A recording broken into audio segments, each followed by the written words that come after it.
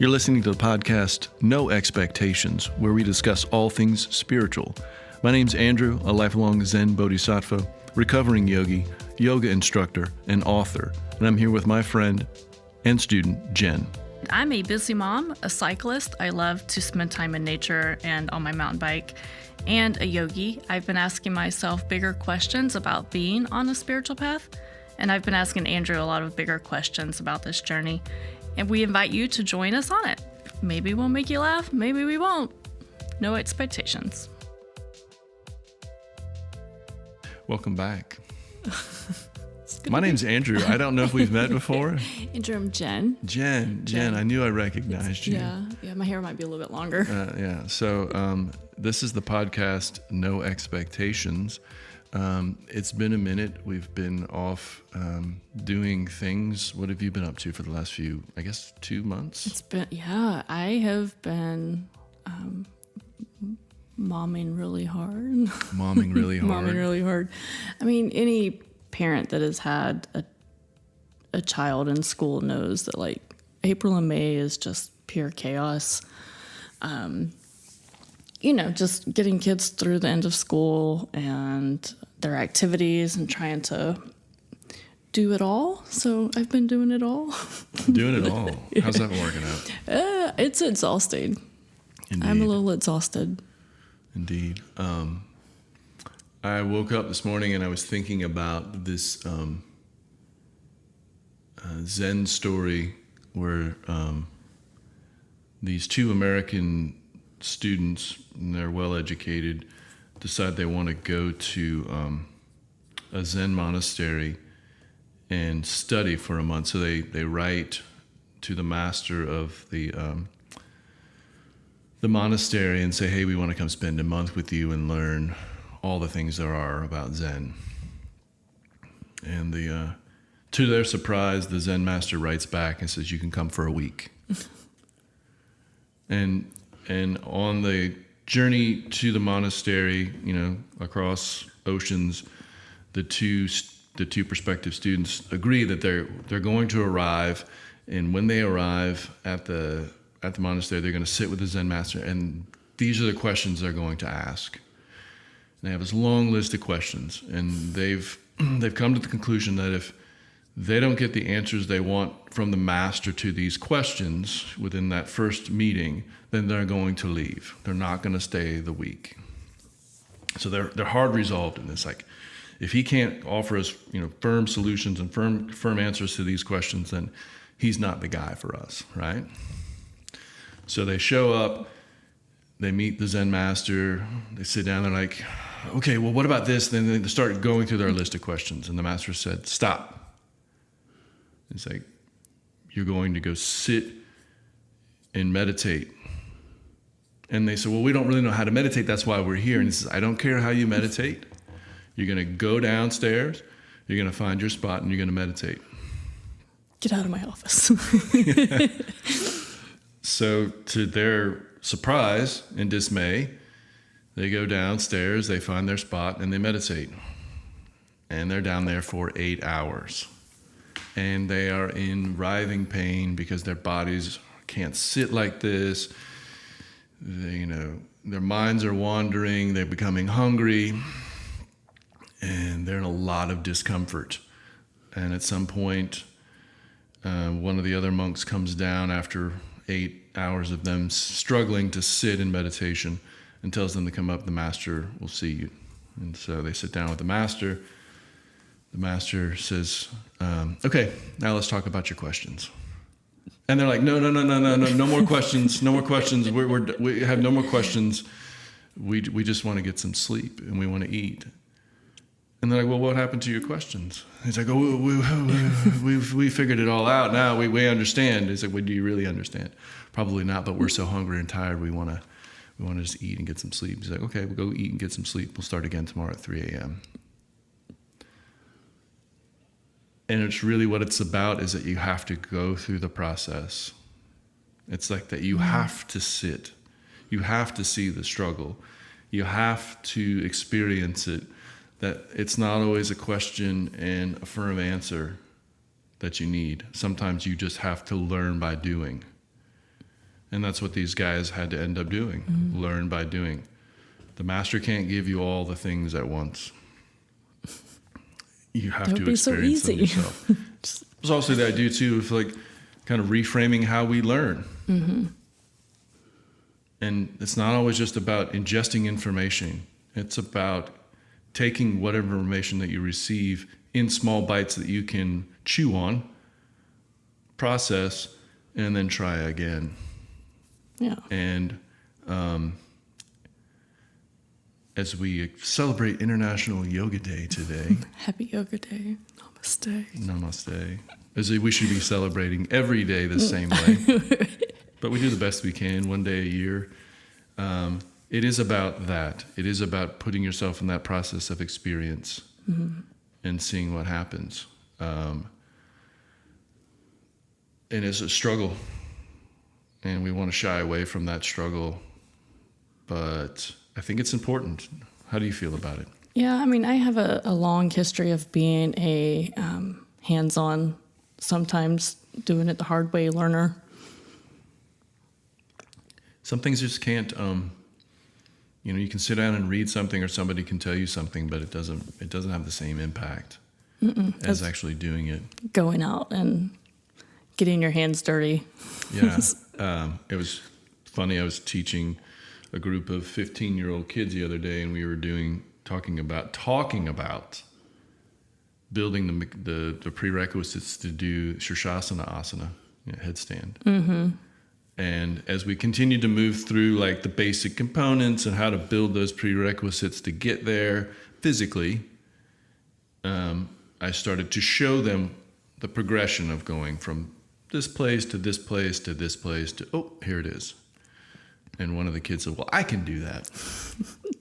And at 14, you're on the cusp of knowing everything. So why not just, so he decides to attempt poorly to do this as we're outside on a concrete pad and ends up landing on his hip as he flips over.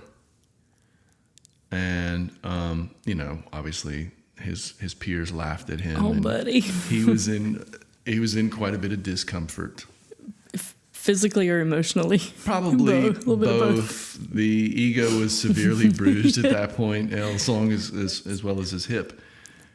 And what I said to him later, after we got him off the ground and sorted out, I was like, what did you learn? He's like, I'm not there yet. And it's a hard way to learn. Yeah. But in this case, he learned. And I think that's the thing that we all have to go through in our spiritual journeys. It's like not always, and we've talked about this before many times, if it's not skipping to the end. Yeah. And going, the failure, the fall down, the get back up is just as important as the goal. Yeah. Or more. Or more. I think it's more important. Yeah. I think over time, like realizing that as a goal setting person, setting those goals and then doing the work, a lot of times the goal just fades in the background. If you allow it, right? Yeah. It becomes less important. But I find a lot of times that it is like, oh, I've got to get there, I got to get there, I got to get there. And if I don't get there, people are severely disappointed. Yeah. So what do we do about that, you think? No expectations. No expectations. I know I was thinking about that when you were telling the Zen story of how those two students they showed up with a whole list of expectations and a plan and a process. And the teacher just threw it out the windows. And, that's not how you learn, showing up with your expectations. And grow. A lot of people have come to me and asked me about what we do here. And they're like, well, very curious about, do you teach this or teach that or teach techniques or teach, I'm like, no. I was like, we just want to have a conversation. And again, this is always unedited. We don't come back and like take out the best parts of the, remove the ums and the ahs and the awkward pauses and all that stuff. It's raw cut every time. It's every time. It's just wide open, as I think life should be. Yeah. And like, so Jen and I were having a conversation about art before we sat down to press the record button, and talking about the idea of, in the old days, there was no undo button. There was no, I didn't like that. Let's erase and try again.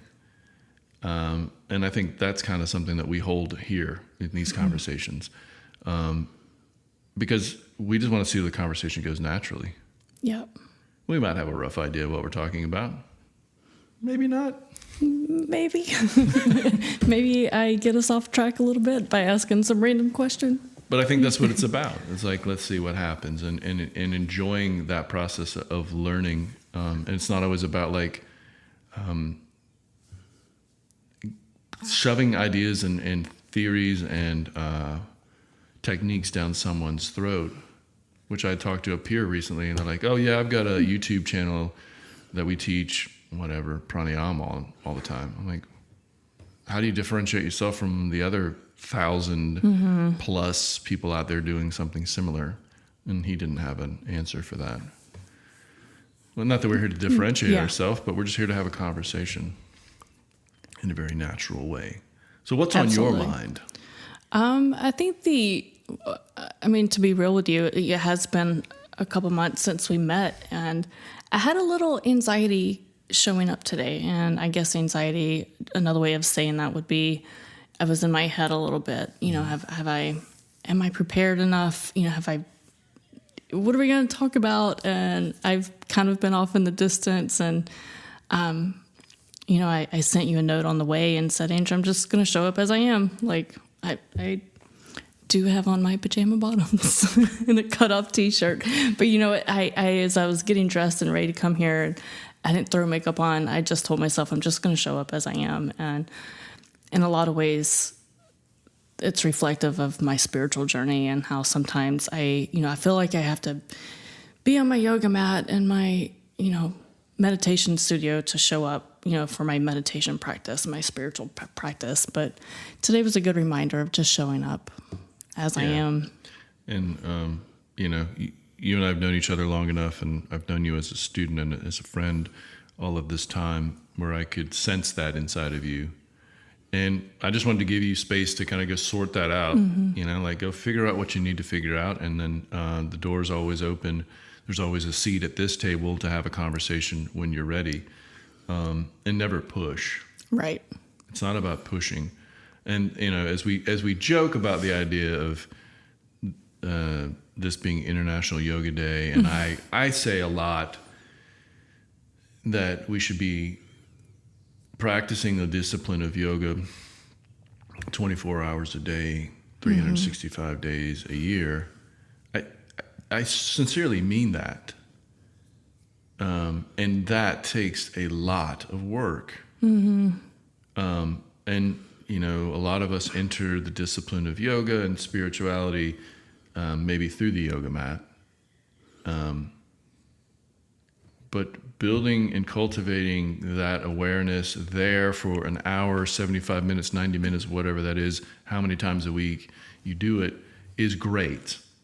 But continuing to kind of connect those dots, taking 60 minutes and turning it into 60 minutes on the mat and 15 minutes off the mat outside the room, and kind of like learning to cultivate that, make that stronger, make that longer throughout your day and throughout your life. Is important.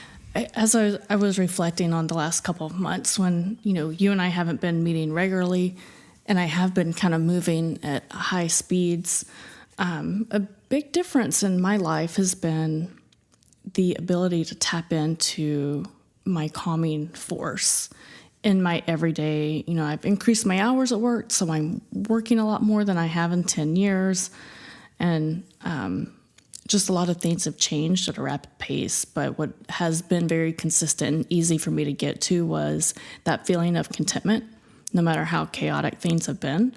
And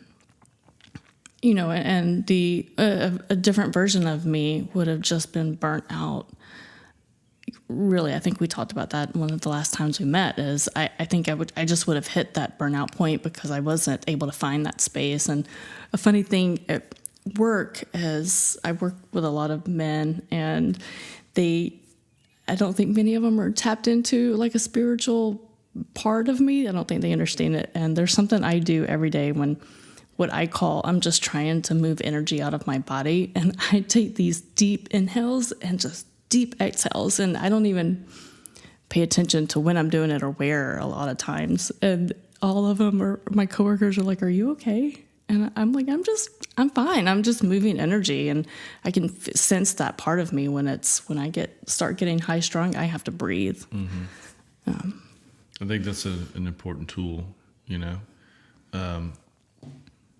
letting that anxiety enter and knowing that moment will end and you can connect that to breathing, to kind of like meter that for yourself. Like, okay, I'm in like a whole bunch of chaos right now. Let me inhale that chaos and maybe exhale a bit of calm, peaceful energy out into the world, because I think we all can agree that the world is a chaotic place. Yeah. And that we could all do with a good dose of peace and calm if we, put that back out into the world. Yeah. So I think that's a great way to maybe center yourself and ready yourself for all of that energy that you're surrounding yourself with. Absolutely.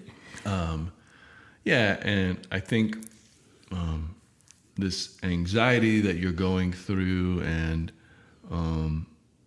if I might, you might have been feeling some stress about this itself, the turning on of the microphone, this conversation that goes on, right? Yeah. You might have been feeling some stress about that.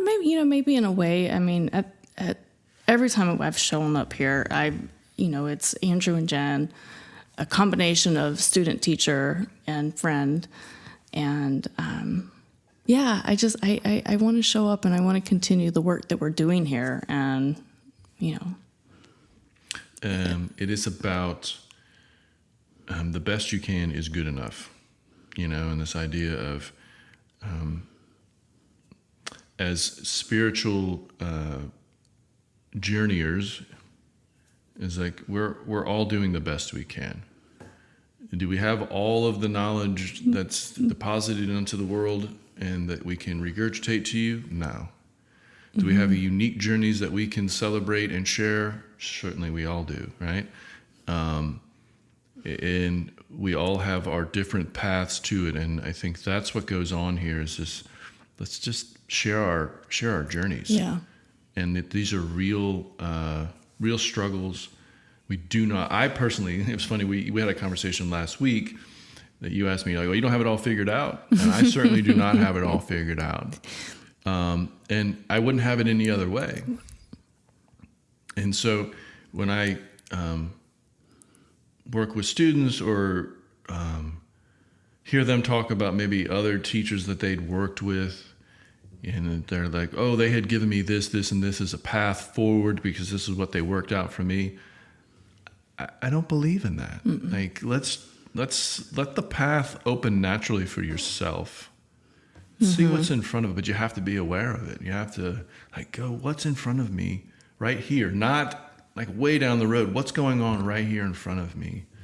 And let the path open in front of you and be just kind of in awe of it. Mm-hmm.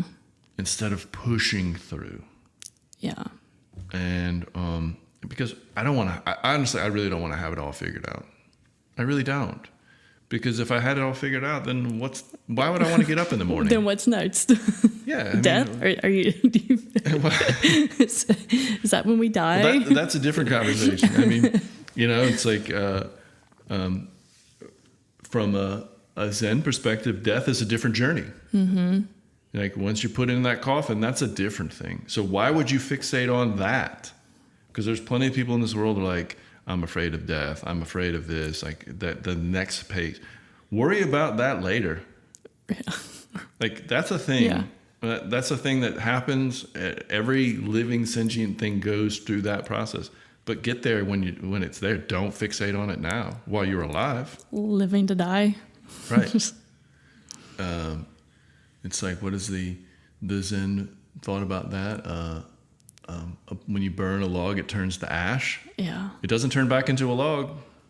It turns into ash. So the log doesn't worry about turning into an ash.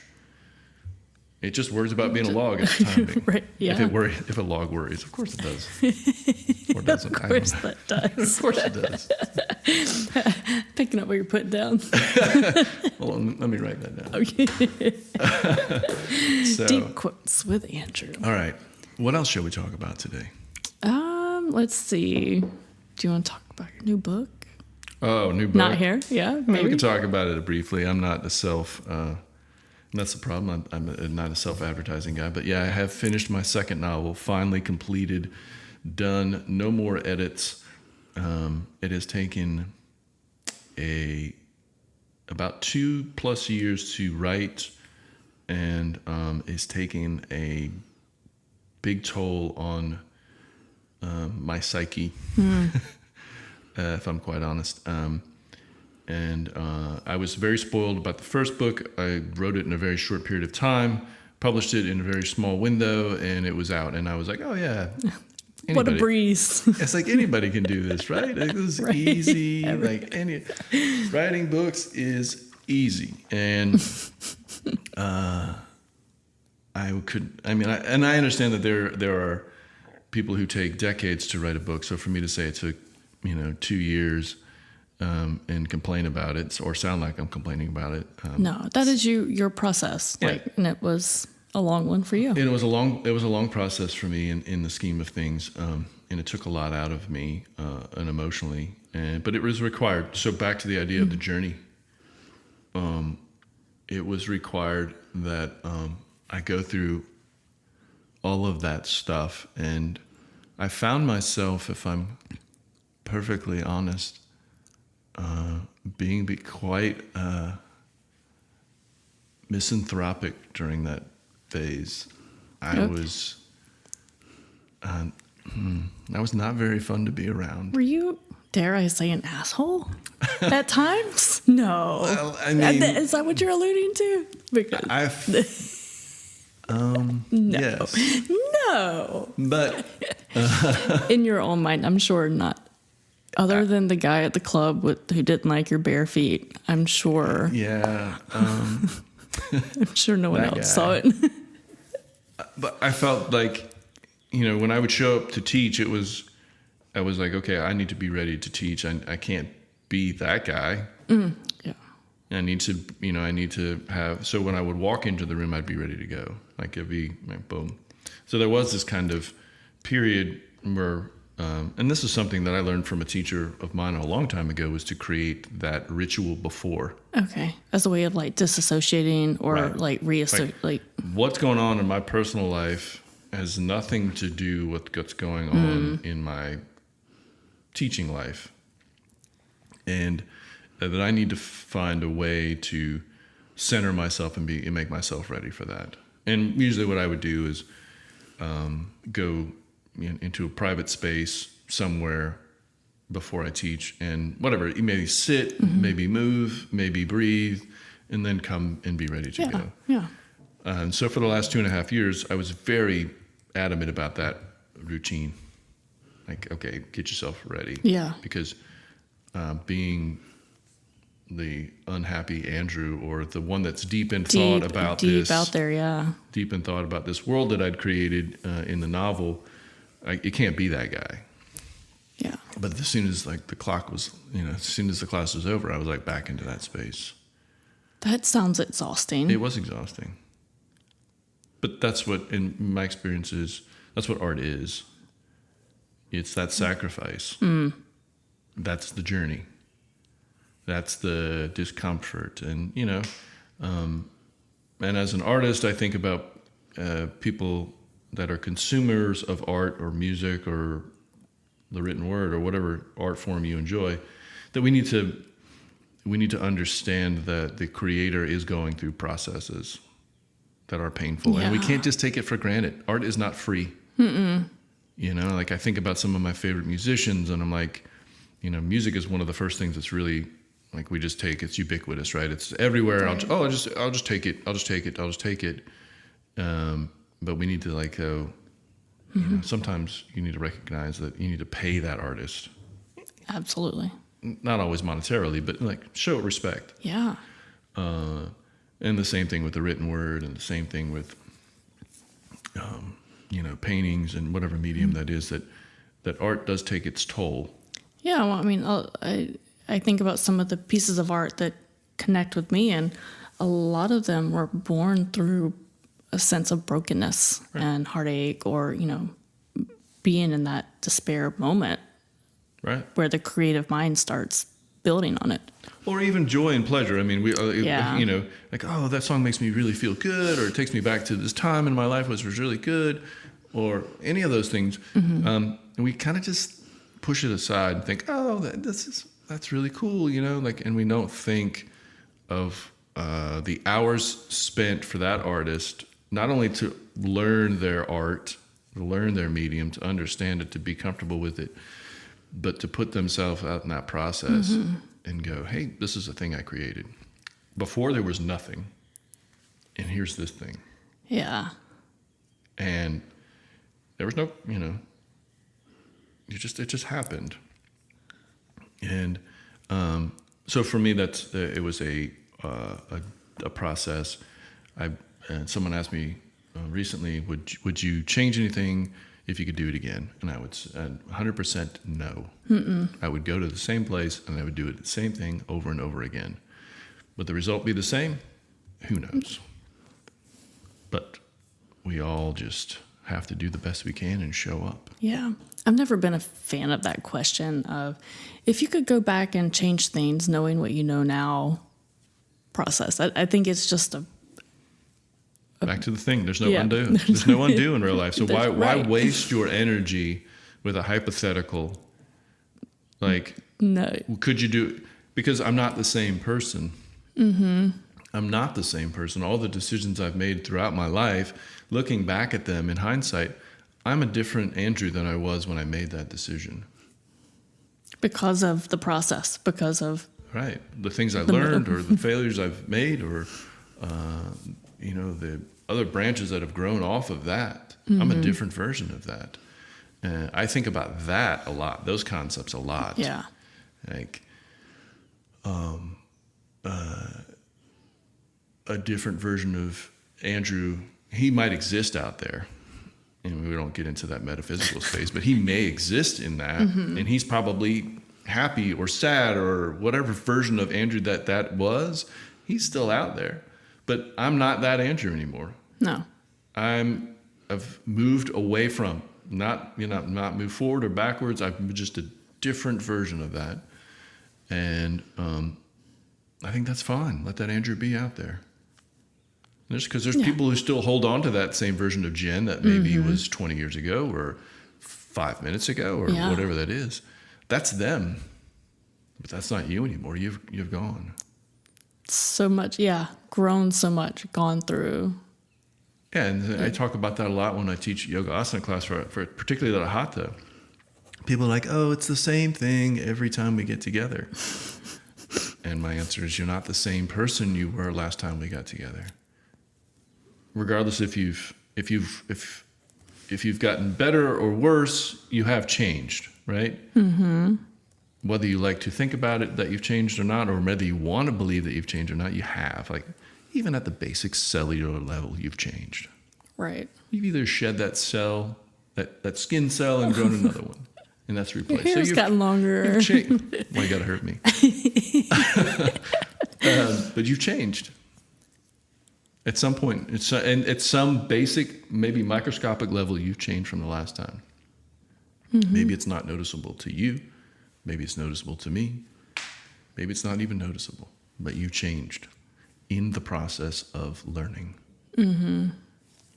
Why not be happy with that? Because that's the only constant, right? Yeah. Don't cling to the past. Don't always be reaching for the future. Be here now. Dare I say it? Right on. I said it. I mean, usually you follow with word. I dig it. That was next. Yeah, the process of learning. I like it. This seems like a good title for today's process of learning. Take things in small bits, learn to kind of chew on them, learn to digest them, and don't feel like you've got to skip to the end. Don't feel like you've got to know everything all at once. Take those little pieces that you're digesting, enjoy them, and then come back to them and continue to kind of use those things as you go on your journey. Yeah. And enjoy the process of learning about yourself, about others, about the world around you, and how all of those things interplay with each other. Right? I agree. It's good seeing you today. You too. Enjoy your day. Be well. Be well. And happy International Yoga Day.